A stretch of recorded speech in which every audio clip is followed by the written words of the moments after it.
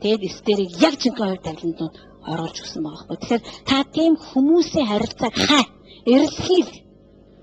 Тэгэх юм бол та өөрийнхөө сүнсний эцгүүдийг олж авах болно. Чиний өнгөрсөн амьдрал мөн ирэх жилүүд, чиний хийсэн бүхэн, чиний гих бүх зүйлсүүд бүгд нийлээ түүний төлөвлөсөн зорилгын гүйцэтгэлийн төлөө чамайг бэлдэж байсныг чи түүнээс мэдэж авах болно тэр өдөр. Зөвхөн чи хийж гүйцэтгүүлэх тэр ажил энэ бол хувь тавилан юм аа.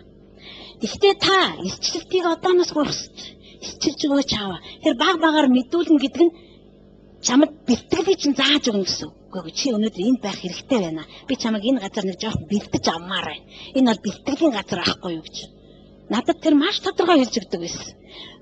Би Библийн сургуульд дөнгөж ажиллах гээд орж байхдаа энэ бол миний хувь тавилан. Тэгэхэд бурхан надад юу гэж хэлсэн бэ? Энэ бол зүгээр эхлэл гэж надад хэлж өгч байсан. Дараад нь би хэсэг хугацаанд ажилласны дараа үгүй энэ нэг л ханахгүй байна би. Энэ ингээд зогсох учиргүй. Энийг л илүү юм байх хэрэгтэй. Тэгэхээр нөгөө илчлэлт чинь өөрөө надад баг багаар юм нээж өгöd байгаа байхгүй. Үгүй ээ, өшөө цааш би болоогүй юм байна. Энэ бол хувь тавилан биш юм байна. Энэ бол бэлтгэл юм байна. Бид нэг баг багаар бурхан ер нь алхам алхмаар өдөртдөг гэж ард түмээ. Тэгэхээр гут татаад гаргаад ирдэг юм биш бид нарыг. Бид нар ч нэг гут үсэх дуртай болохоор капитализмыг алгасаар агаад харин бид нарыг тэр алхмаар тэр биднийг баян болгохтой хүртэл алхмаар парх эднийг өдөр 5 давхар хаус өгөхгүй. Тэрсээ 5-5 харьцаатай 25 м2 өгөн даа тэрийг эзэмшчихвэл цаашгаа тий. Тэр алхмаар бидний даа тэгвэл гинт хэдүүл гизэн даюултай учраас. Цаашгаа. Окей. За, дараагийн одоо бид нар хамгийн сүүлийн хэсэг рүү орж ирж байна. Матай номынхаа. Энэ тэр сонирхолтой зүйл байгаа. Энийг бид нар хараад энд юу гэж хэлж байна вэ?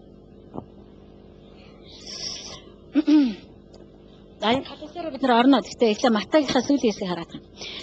45-аас эхлээд уншъя. Тэгснээрээ та нар тэнгэр дэх эцгийнхээ хүүхдүүд болноо. Яг үүндээ бид нар дайснуудыгаа хайрлаж байгаа бас нэг шалтгаан бол бид нар бурхны хүүхэд нь учраас хайрлаж байгаа байхгүй. Яагаад? Даад эцэг өөрийнхөө хүүхдүүдийн ч дээр, хорон муу хүмүүсийн ч дээр, итгэдэггүй хүмүүсийн ч дээр, ерөөсө бүгдээрнгийнхэн дээр нарыг мандуулж бороог оруулдаг учраас түүний энэ өгөөмөр хайр биднээсийг тийм хайрлахад хүргэдэг байгаа байхгүй. Тэгээ цаашаа утсан дээр өөрийнхөө нарыг хорон муу болоод сайн хүмүүстээр мандуулж зөвхт болоод зөвхт ус хүмүүстээр бороо оруулдаг юм аа. Хэрэг та нар өөрсдийг чинь хайрладаг хүмүүсийг хайрлвал та нарт ямар шагнал байх вэ? Татвар хураагчид ч хүртэл үнэтэй ажлыг хийдэг болсон. Хэрэг та нар зөвхөн ах дүүстэйгээ мэдлэл бусдаас илүү юу хийж байгаа юм бэ? Харин үндэстнүүд ч хүртэл мөн ингэдэг болсон. Яг үнэндээ заримдаа итгэдэггүй хүмүүс хүртэл аав ээжтэй тавьж байгаа халамж нь амар идэг шин. Итгэдэг манус жахт сүмч болгон цуглаан залбирлыг зав байх ш. Нөгөө эцэг их нөө өөр хүүхд мөгч бүгдээр үнчээ амтчих тийчээ тэгээ халтайх нь алтаагаад өсгөхөд орон гэрэндэж зүгээрсэн хог новшондоо дарагдаад тэгэл байж. Энэ яг үнэндээ яах вэ? Тийм биш хүмүүс бэ би мэднэ. Гэтэ ийм хүмүүс бас зөндөө бэ. Орон гэрэн бүр самарцсан юм ш. Гэтэл татвар ураагчд хүртэл тэр ажлаа аюулсаа хийдэг л байгаа байхгүй юу? Заримдаа бид нар ичиж өхмөр хийд юм уу? Тэгээ бид нар ийм байх ёсгүй гэдгийг ойлгох хэрэгтэй. Таашаа тиймээс тэнгэрлэг эцэгтэй төгс байдаг шиг та нар мөн төгс бай. За энэ Колосай 1:28 4:12 бол яа харахгүй хамгийн сүүлийн энэ өгүүлбэртэй хамаатай.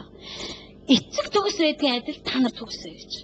Эннээс айх хэрэггүй юм байлээ. Би түрүү ярьжсэн тий. Би одоо яаж болох шиг бол. Бурхан биднийг өөрсдөө бай гээгүй. Сая жива бурхтыг тэр төрүүлэх гээгүй. Харин эцэг бол ажлаа дуусгадаг учраас чи ч гэсэн ажлаа дуусгаж чаддаг байх ёстой гэж. Биднэрт ажил дуусгадаг чадвар байх ёстой байхгүй юу? Энийг бид нар хөгжүүлэх ёстой. Бид нар саяхан манай хүү охин хоёр явдаг сургууль дээр биеийн тамирын тэмцээн болсон байхгүй юу? Тэнд бүх аав ээжүүд очсон. Тэгээд манай гэр бүл очоод тэгээд хожигдчиход явна гэж бодсон чинь хожоод хожисаар гад ингээд шагналыг авсан. Хамгийн сүүлд нь бид нар тэндээс гарсан. Тэнд бас тоглож исэн ээж аав нар бие л дээ. Би зүгээр тэрийг ингээд харж байхдаа надад зүгээр шагнал авсан гэхээсээ илүү энэ тэмцээнийг дууссан байж чадсан да би үнэхээр ялсан юм шиг санагдсан байхгүй. Өглөө 9:30-аас авахул орой 8-аас хүртэл бид сургууль дээр байж байгаа шүү дээ. Бид хоёр дээр нь 3 хүүхдээ, дээр нь айлын 3 хүүхдээ ингээд 6 хүүхэдтэй бид нарт очиж байгаа байхгүй. Тэгэл хүүхдүүд өсвөлөөр нь хоол авч өчөөл тэгэл тоглоод тэд чинь зүгээр ингээ гөлийгээ суугаад байхгүй. Эсвэл үнэн сэтгэлээсээ балиашглаад үаа гэж орилоод өөртөө тоглоод чадахгүй ямар ч ясан тоглоод. Тэгээ зүгээр би энэ зүйлүүдийг хийж явахдаа одоо ийм жижиг юм дээр л одоо бидний гүн зориулттэй энэ дуусгаж чаддаг байдлын дээр сурах хэрэгтэй юм байна шүү дээ. Надад бол тэгээ манай нөхөр хүүгийнхаа ангид тоглоод тэдний анги бас их сайн аав ээж нь тоглож байсан учраас цом авсан байхгүй юу? Манай хүү өндөр чинь баярлаа, цомын тэрвэржгүй гэд. Цом авахаасаа илүү би зүгээр нэг том ажлын ард нь гарч чадсан да. Бааги болио чи тоглоцоо мань харилаа хүүхдүүдэд аваад гээд явчихл байсан. Угаасаа тэгээ явцсан байхгүй юу? Тэнтхэн үлдсэн гэж тоглож байгаа ээж аав хэдэн халтрын хүүхдүүд нь л үлдсэн.